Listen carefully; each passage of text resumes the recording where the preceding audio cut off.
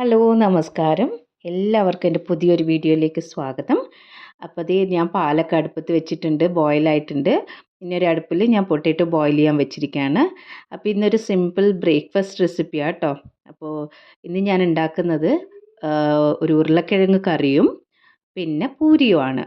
അപ്പോൾ ഈസി ആയിട്ടുള്ള ഒരു പൊട്ടാറ്റോ ഗ്രേവിയാണ് കേട്ടോ. അപ്പോൾ ഞാൻ ദേ ഒരു പാൻ ചൂടാക്കി അതിൽ എണ്ണ ഒഴിച്ച് ചൂടായിട്ടുണ്ട്. അതിലേക്ക് കുറച്ച് കടുക് ഇട്ടിട്ടുണ്ട് കേട്ടോ. എന്നിട്ട് അതൊന്ന് പൊട്ടുമ്പോൾ നമ്മൾ കടലപ്പരിപ്പില്ലേ, ചന്ന അതും പിന്നെ കുറച്ച് ഉഴുന്നും കൂടെ അതൊന്ന് താളിക്കാനാണ് കേട്ടോ, സീസണിങ് മാതിരി. അപ്പോൾ അതും കൂടെ ഒന്ന് ഇട്ടിട്ട് നല്ലോണം ഒന്ന് ലൈറ്റായിട്ട് കളർ മാറിയതിന് ശേഷം ഞാൻ ഇവിടെ 2 സവാള കുഞ്ഞായിട്ട് അരിഞ്ഞിട്ടുണ്ട്. അത് എണ്ണയിലോട്ട് ഇടുക കേട്ടോ. അത് നല്ലോണം ഒന്ന് വഴളണം. അപ്പോൾ അതിൻ്റെ കളറൊക്കെ ചേഞ്ച് ആവുന്ന വരെ ഒന്ന് ഇളക്കി കൊടുക്കാവേ. അപ്പോൾ ഇത് കളറൊക്കെ ചേഞ്ചായി നമ്മൾ ഒരു 1/2 സ്പൂൺ ജിഞ്ചർ ഗാർലിക് പേസ്റ്റും കൂടാണ് ഇട്ട് നല്ലോണം വഴറ്റിയെടുക്കുക. നിങ്ങൾക്ക് വേണമെങ്കിൽ ജിഞ്ചറും ഗാർലിക്കും കുഞ്ഞു കുഞ്ഞായിട്ട് അരിഞ്ഞു കൂടി ഇടാം കേട്ടോ.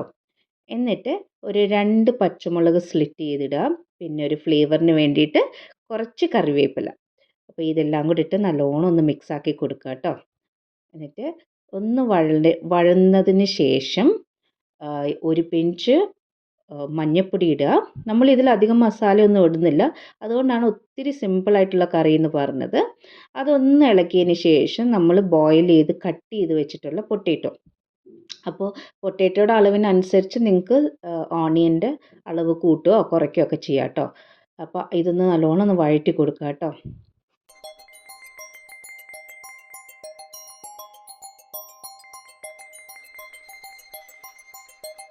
ഒരു 30 സെക്കൻഡ്സ് ഒന്ന് സ്റ്റർ ചെയ്തതിന് ശേഷം ഞാനിവിടെ ഒരു 3/4 ഗ്ലാസ് വെള്ളം ഒഴിക്കുന്നുണ്ട് കേട്ടോ ഇതിലേക്ക്. അപ്പോൾ ഒന്ന് ഇളക്കി കൊടുക്കാം. നിറയെ പേരുണ്ടല്ലോ, നിറയെ പേരല്ല, മോസ്റ്റ്ലി എല്ലാവരും തന്നെ നമ്മുടെ ബേസിൻ പൗഡർ കുറച്ചൊന്ന് എടുത്തിട്ടൊന്ന് വെള്ളത്തിൽ കലക്കി ഇതിലോട്ട് ഒഴിക്കുക. അതൊരു കൊഴുപ്പ് കിട്ടാൻ വേണ്ടിയിട്ടാണ്. ഇന്ന് ഞാൻ അതൊന്നും ചെയ്യുന്നില്ല കേട്ടോ. അപ്പോൾ ഇതൊന്ന് അടച്ചു വെച്ചിട്ട് ഒരു 3 മിനിറ്റ് നമുക്കൊന്ന് വേവിച്ചെടുക്കാം. ഒന്ന് തിളയ്ക്കണം കേട്ടോ. ഒന്ന് തിളച്ചതിന് ശേഷം എന്താ വെച്ചാൽ നമ്മുടെ പൊട്ടാറ്റോ ഓൾറെഡി ബോയിൽഡ് ആണ്, നമുക്ക് അധിക നേരം കുക്കിംഗ് വേണ്ട. അപ്പോൾ ഒന്ന് തിളയ്ക്കുമ്പോൾ തന്നെ നമുക്ക് ആ തവി വെച്ച് ആ പൊട്ടാറ്റോ ഒന്ന് ഉടച്ചു കൊടുക്കാം കേട്ടോ. ഒന്ന് മാഷ് ചെയ്ത് കൊടുത്താൽ അപ്പോൾ അത് തന്നെ ഒന്ന് തിക്കായി കിട്ടും കേട്ടോ. അപ്പോൾ അതിന് ശേഷം ഒന്ന് തിളയ്ക്കാൻ വിടുക. പിന്നെ ഒരു പിഞ്ച് നമുക്ക് ഹിങ് ഇടാം. ഹിങ് എന്ന് പറയുമ്പോൾ കായത്തിൻ്റെ പൗഡർ ഇട്ടിട്ടുണ്ട്. അപ്പോൾ അത്രയേ ഉള്ളൂ. അതും ഒന്ന് തിളച്ചതിന് ശേഷം നമുക്ക് മല്ലിയില ഇട്ടിട്ട് ഒന്ന് ഗാർണിഷ് ചെയ്യാം.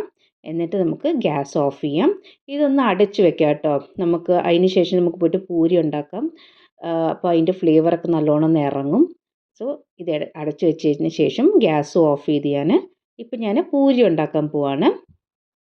ദേ കുഞ്ഞു കുഞ്ഞായിട്ടുള്ള ബോൾസ് ഇത് മാവ് വന്നിട്ട് ഞാൻ ഗോതമ്പ് മാവും ഒരു 2 സ്പൂൺ റവയും കൂടി ഇട്ടിട്ടാണ് മാവ് ഉണ്ടാക്കിയേക്കുന്നത്.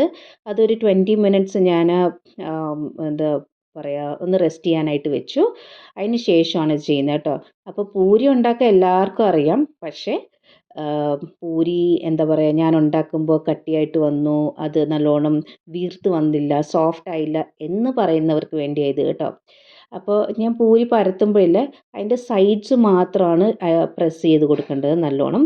നടുവിൽ ഒത്തിരി അങ്ങ് പ്രസ് ചെയ്യരുത് കേട്ടോ. അപ്പോൾ ഞാൻ കുറച്ച് പൂരിയൊക്കെ പരത്തി ഓൾറെഡി വെച്ചിട്ടാണ് പാൻ അടുപ്പത്ത് വെച്ചിട്ടുണ്ട്. ഇത് ഞാനൊരു അലുമിനിയത്തിൻ്റെ പാനാണ് വെച്ചിരിക്കുന്നത് കേട്ടോ. ഒരു കടായി, പാനല്ല കടായി.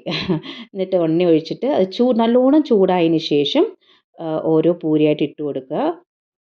എന്നിട്ട് ഇതിങ്ങനെ സൈഡിൽ കൂടി ഇങ്ങനെ ഒന്ന് എണ്ണ അതിൻ്റെ മേളിലോട്ടൊന്ന് കോരി ഒഴിച്ചു കൊടുക്കുക കേട്ടോ. അപ്പോൾ പെട്ടെന്ന് തന്നെ അത് നല്ലോണം വീർത്ത് വന്നോളും. അപ്പോൾ ഇങ്ങനെ കോരി ഒഴിക്കുമ്പോൾ സൂക്ഷിക്കാൻ നമ്മുടെ കയ്യിലോട്ടൊക്കെ തെറിക്കും കേട്ടോ. അപ്പോൾ സൂക്ഷിച്ച് വേണം കേട്ടോ നല്ലോണം ഒന്ന് എണ്ണയൊക്കെ ഒന്ന് കോരി ഒഴിച്ചു കൊടുക്കാനായിട്ട്. നമ്മുടെ പൂരി നല്ലോണം വീർത്ത് വന്നില്ലേ. അപ്പോൾ 2 സൈഡ് ഇതുപോലെ നല്ലോണം കുക്കാക്കി എടുക്കണം കേട്ടോ.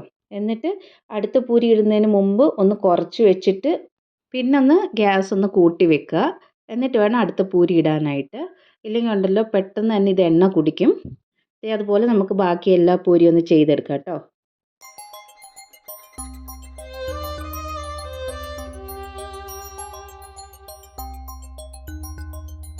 അങ്ങനെ നമ്മുടെ സോഫ്റ്റ് പൂരിയും ഉരുളക്കിഴങ്ങ് കറിയും റെഡി ആയിട്ടുണ്ട്. ഞാൻ കുറച്ച് മസാല വടയും കൂടെ ഉണ്ടാക്കിയിട്ടുണ്ട്. അപ്പോൾ അടുത്ത വീഡിയോയിലൂടെ കാണുന്നവരെ ബൈ.